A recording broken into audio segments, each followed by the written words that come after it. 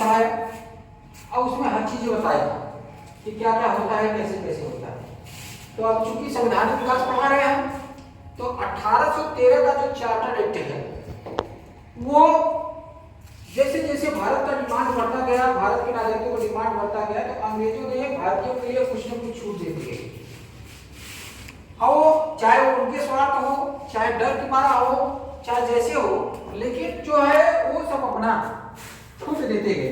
तो उसी संबंध में 1813 के चार्टर एक्ट आया और इस 1813 के जो चार्टर एक्ट आया उसमें प्रथम बार अंग्रेजों की भारत पर संवैधानिक स्थिति स्पष्ट हुई, क्या करना है क्या नहीं करना। प्रथम बार अंग्रेजों की भारत पर संवैधानिक स्थिति स्पष्ट हुई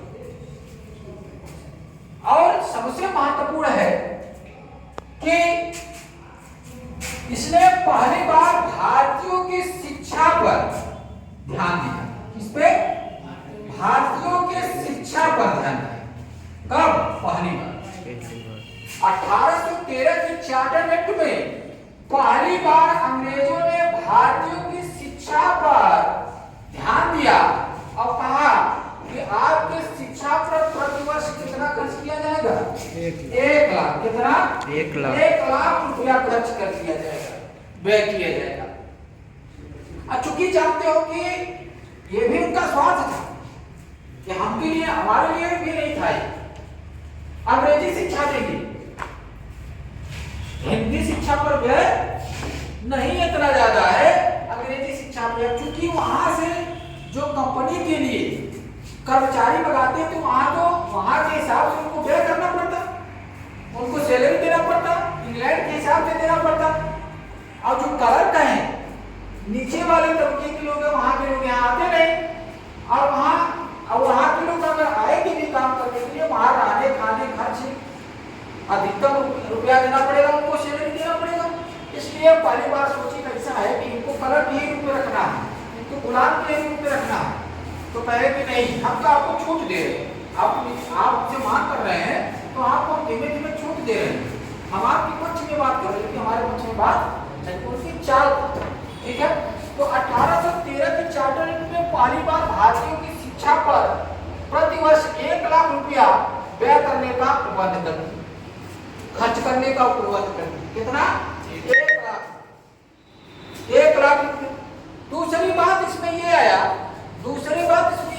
आया कि इस एक्ट के द्वारा कंपनी के व्यापारिक अधिकार समाप्त कर दिए, लेकिन चाय और चीन पर कंपनी के व्यापारिक एकाधिकार अभी बरकरार है। कंपनी के व्यापारिक एकाधिकार, चूंकि ईस्ट इंडिया कंपनी थी, जहां शोषण हो रहा था, लगातार विद्रोह हो रहा था, वहां के सम्राट को भी वास्तविक पैसा नहीं पहुंच रही थी, कंपनी यहाँ के राजनीति में भाग ले लिया था। तो कहा ऐसा है कि इतना आंदोलन हो रहा है, इतना तुम शोषण कर रहे हो, तो कुछ आपको जो है हमको हमारे पास ही पहुंचा नहीं रहे हो, तुम उस स्थिति को यहाँ अपनी फैक्ट्री स्थापित कर लिए हो। आए थे व्यापारिक कंपनी बनने के लिए, उधर ही यहाँ राजनीतिक कंपनी बन गए, यहाँ शोषण करके उधर आप एक व्यापारिक बन गए। चूंकि आप जान ही रहे हो, तो पहली बार तो कह दिया कि आपके व्यापारिक का अधिकार समाप्त कर रहे हैं। क्या कर रहे हैं? व्यापारिक अधिकार आपका समाप्त कर रहे हैं। ईस्ट इंडिया कंपनी का कहा व्यापारिक का अधिकार आपको हम क्या कर रहे हैं? समाप्त कर रहे हैं। लेकिन अभी भी चाय और चीन के साथ आपका व्यापारिक अधिकार कायम। चाय और चीन के मामले में, व्यापार के मामले में आपका क्या होगा? अभी बरकरार है। वो 1833 के चार्टर एक्ट में पूरी समय समाप्त हो जाएगी। लेकिन ये महत्वपूर्ण होता है, पहले पूछ लेता है कि किस एक्ट में कंपनी के व्यापारिक अधिकार समाप्त हुआ और चीन और चाय के साथ चीन और चाय के व्यापारिक अधिकार जो है एक अधिकार कायम रहा। किस एक्ट में? 1813 के चार्टर एक्ट में। तीसरी नंबर की जो बात आई, फिर देखिए तीसरी नंबर क्या कह रहे हैं? इंग्लैंड के जो सभी निवासी हैं, सरकार से लाइसेंस लेकर भारत में व्यापार करने की छूट मिली।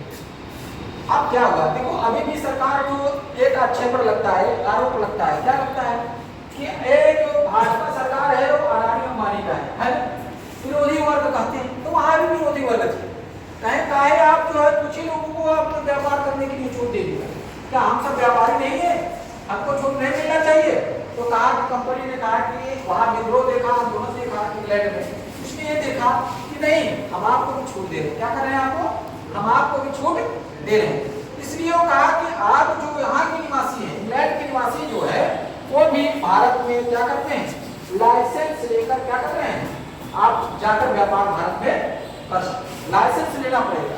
लाइसेंस एक अधिकार पत्र होता है जिसे आने के बाद आपको कभी जो है कोई तंग नहीं करेगा, क्योंकि वहाँ के सम्राट देता है कि आप लाइसेंस लेकर आएंगे तो सम्राट जो है प्रतिनिधित्व करता है, तो यहाँ आप जो है निवेश जो भारत था तो यहाँ पे आपका लाइसेंस आप लेकर आप यहाँ पे क्या करें, व्यापार कर सकते हैं। पहली बार सभी के लिए व्यापार खोल दिया, लेकिन भारतीय के लिए नहीं, इंग्लैंड के निवासी। कौन कहाँ के निवासी?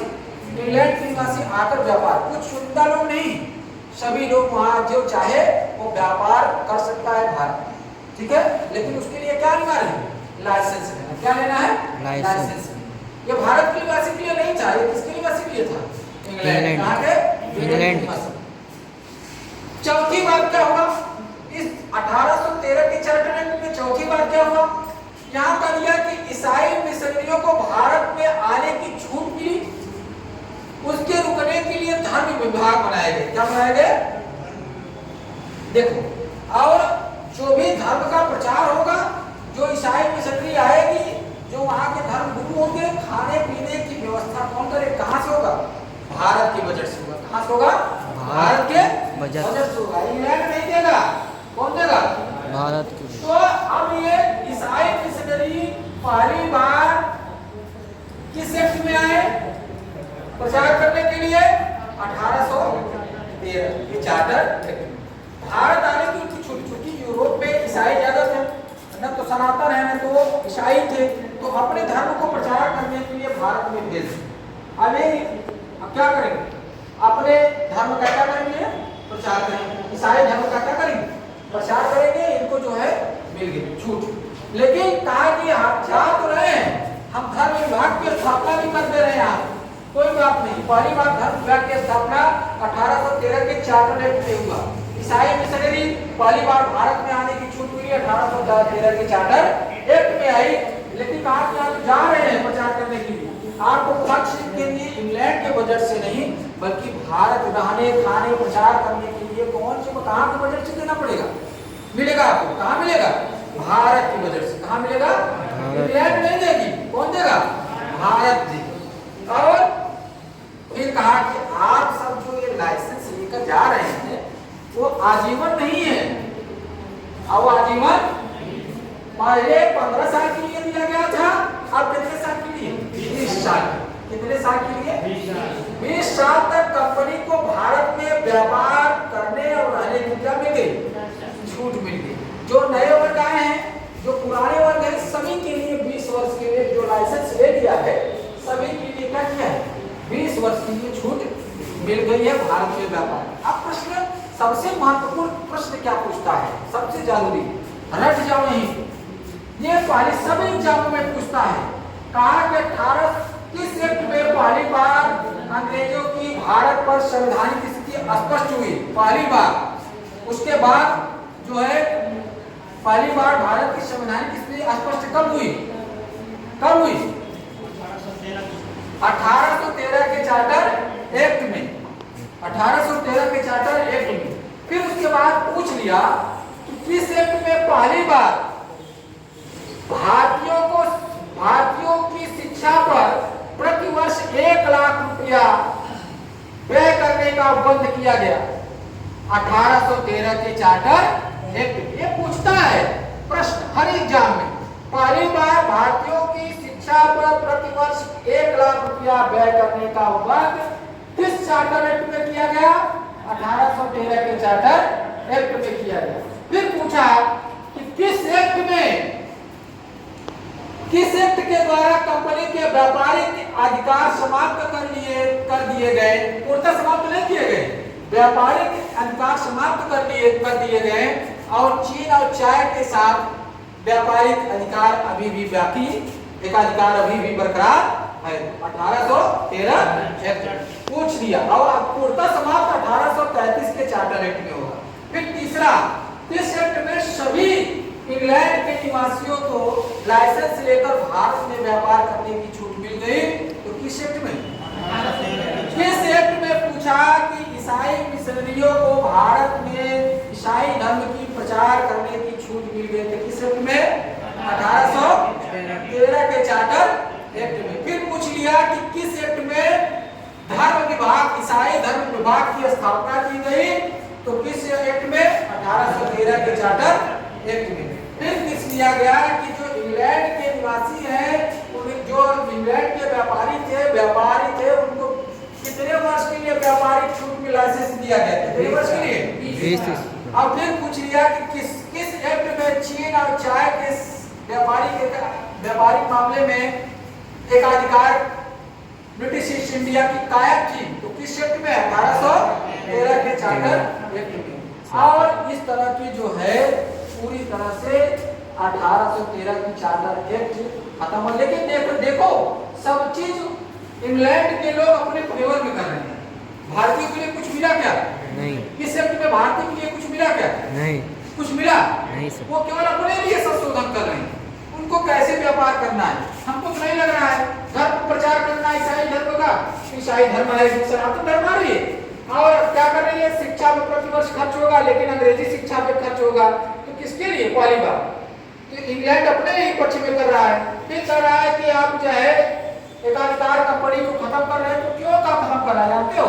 इसलिए खत्म कर रहा है कि सही से वो पैसा नहीं पहुंचा रहा है, इसकी जो है दुष्प्रचार हो चुकी है, तो अन्य को मौका भी दिया जा रहा है। तो इस प्रकार की जो है अलग अलग अपना जो है नीति अपनाकर भारतीयों को जो है पहले मूर्ख बनाया जा रहा था और अपने जो व्यापार चलाने के लिए प्रयास कर रहे थे। लगातार वो डिमांड कर रहे थे कि हमारे लिए कुछ करिए, लेकिन लगातार वो खाली अपने कुचक चाल से अपने लिए ही जो कार्य कर रहे थे और भारतीयों के लिए कुछ कार्य नहीं कर रहे थे। ठीक है, इसको पढ़ जाना, रट जाना। ठीक है, ठीक।